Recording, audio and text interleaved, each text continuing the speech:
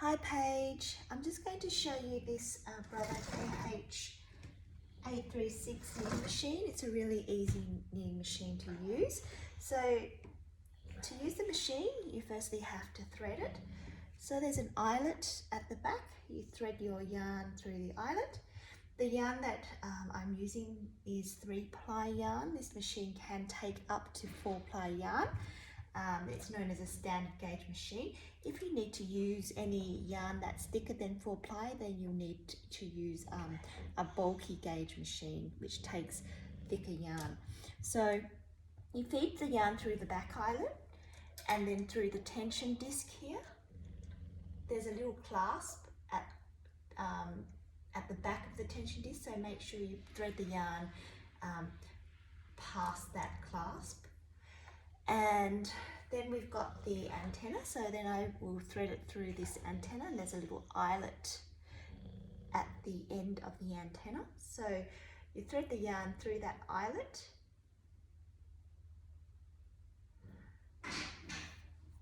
and then there's an eyelet at the end of this mast, and then you just hook the yarn through that eyelet. And there is a yarn clasp on this part of the mask, and you can put the yarn in that clasp while you prepare the machine. So in order to cast on, what you'll need to do is choose the number of needles that you want to cast onto. So this machine has 200 needles. So for the purpose of the demo, I'll just cast on 15 needles on either side of 0. So that's a total of 30 stitches. So we'll just bring those 30 needles to the front position, so that's known as E position on the knitting machine. And at this stage, I'm just going to show you a really basic cast on called the E-wrap cast on. So get the tail of your wool,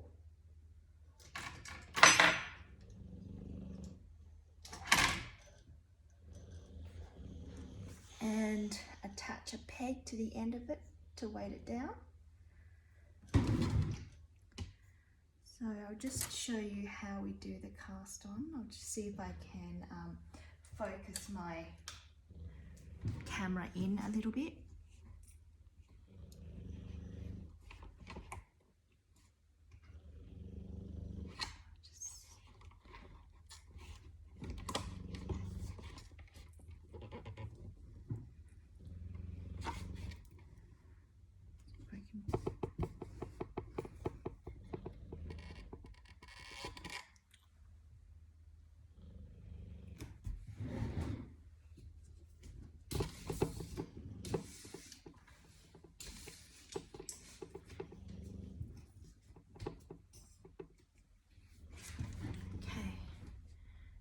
I'm not sure if you can see that clearly.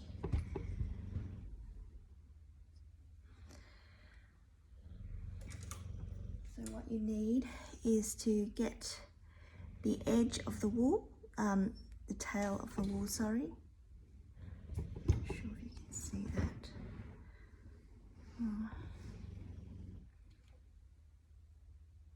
In between the first 2 needles, and then you wrap it around in the shape of an E. You just keep on doing that. So between the next 2 needles, and then wrap the wool round anti-clockwise to the next 2 needles, and then wrap it around. And you keep on wrapping it around like that until you've cast on to the end of the needles. There's lots of YouTube videos that will show you more clearly how to do an E-wrap cast on.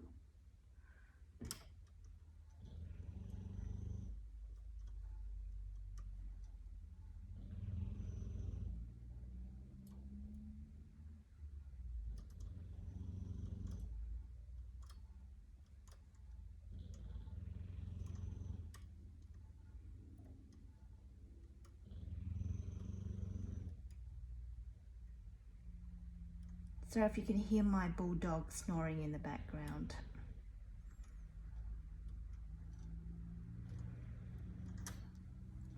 Okay. Just make sure that's okay.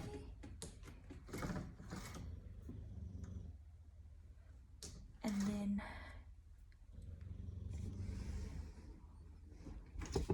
you put your yarn in between this gap on the sinker plate and then lock that up. And then what you need to do is set the machine to knitting. So I'm going to set the tension dial. So this wool doesn't need to be on tension number 10 for this wool. So I'm just going to dial it down to maybe tension number 5. So the bigger the number, the dial, the bigger the stitch. And then here you've got some knobs there. If you set it to the top, that's for normal stitch, stocking net stitch. So we'll turn the knob to the top. And now if you run the carriage across the knitting machine, that will just knit the first row. There you go. So the first row has been cast on. At this stage, then what I like to do is push the needles to the front again. Just do this for the first few rows, so that the knitting doesn't fall off the needles. And then it comes with a cast on comb. So this one here, what you can do, you just put that onto the knitting so it helps to weight it down. And then you can put these claw weights and you hang them on the edge. So I'm not sure if you can see it. On both edges of the knitting. And that just helps to weight down the knitting so it runs more so it won't fall off the gate pegs. Right, so we just do a few rows of stocking net. You can see that this machine is really smooth.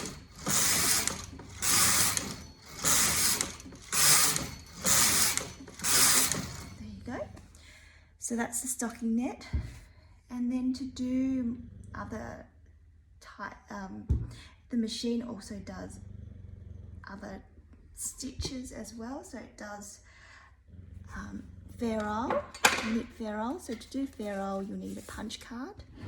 So this is just a plain punch card with these punch cards that the machine uses. It's a 24 stitch punch card. So to set up the punch card, it's got a punch card reader here with a knob that turns.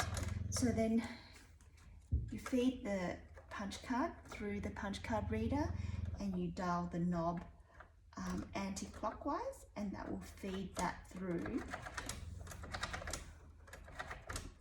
That will feed the punch card through the punch card reader. And so you can see the end of that, and you can clip the punch card together with these clips.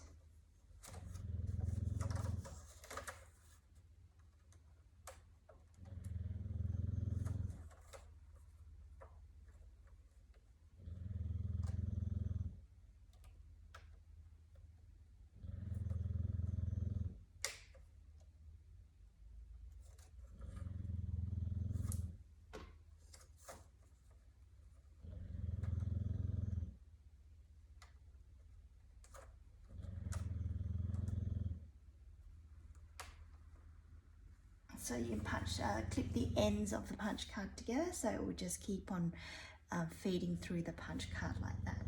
All right, so to engage the punch card, what you do do is there's a clip at the here. Not sure if you can see it.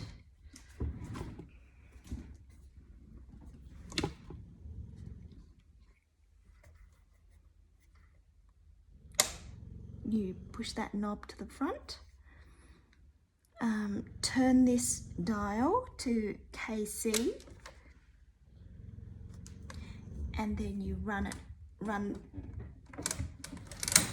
and you move the carriage until you hear click, and then you run it across the knitting, and you'll notice that the machine now has selected the needles such that every second needle is selected, which corresponds with the design on the punch card. So at that stage, then you release this lever. So initially we pushed it forward to lock the punch card. Now we release it. We push it back to release. And then at this stage, you can feed your second color yarn into the machine.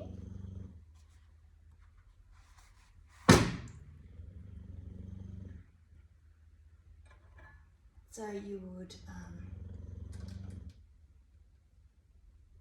feed the yarn through the machine as we did with the main colour yarn. Okay, so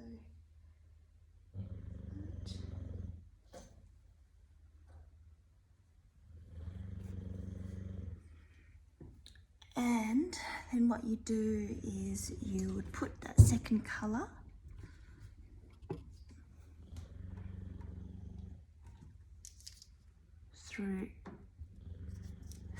into the B position on here, and I like to take the yarn down to weight it down,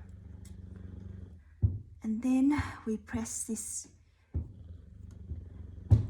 button on the main carriage called MC, and that's for multiple colour knitting. And now we knit it across.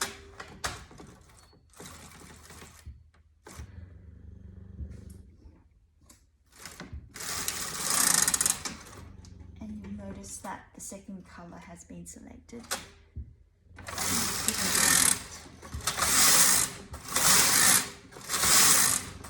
A few rows of that to show you.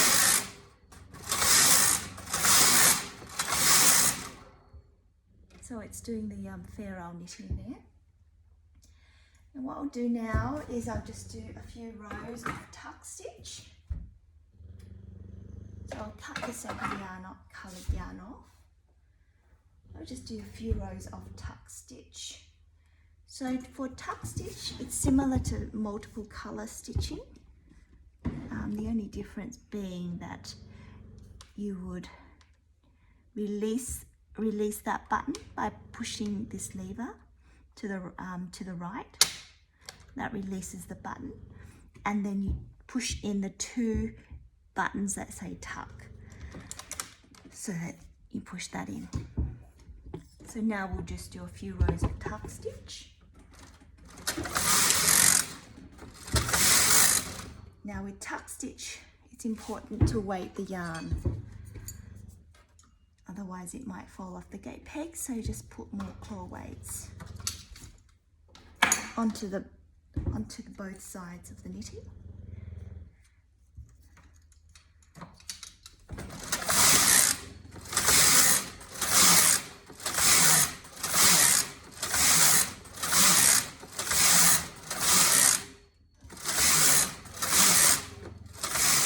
And it also does something called slip stitch. So similarly, you'll release the tuck levers and push the two side levers on the right, the two buttons on the right, and that say part. So that's how you do the slip stitch.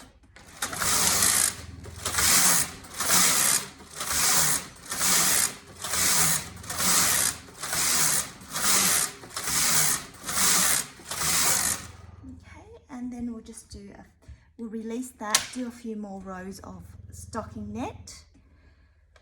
Just lock the card reader, do a few rows of stocking net, and then we'll take the knitting off the machine to show you what the result looks like. Sorry, we need to push the knob back to the top, which is what's required for plain knitting.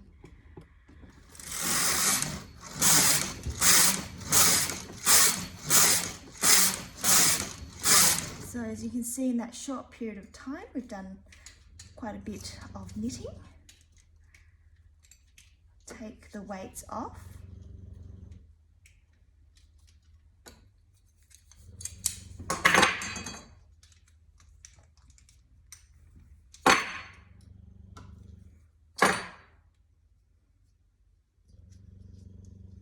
And we'll take the casting comb off.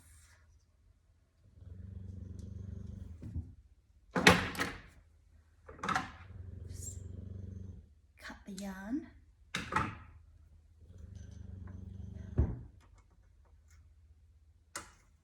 Run the main carriage, of course, and release the knitting off the machine. So that's what it looks like. So that top bit is stocking net. That next little bit is slip stitch. Then we have the tuck stitch and the back of the ferrule stitches. And this is what the front looks like. So on top we've got the stocking net, and then the slip stitch, which looks very much like stocking net from the front. And then we've got the tuck stitch, which also looks like stocking net from the front. And then we've got the ferrule stitches there. So that's just a basics of the knitting machine.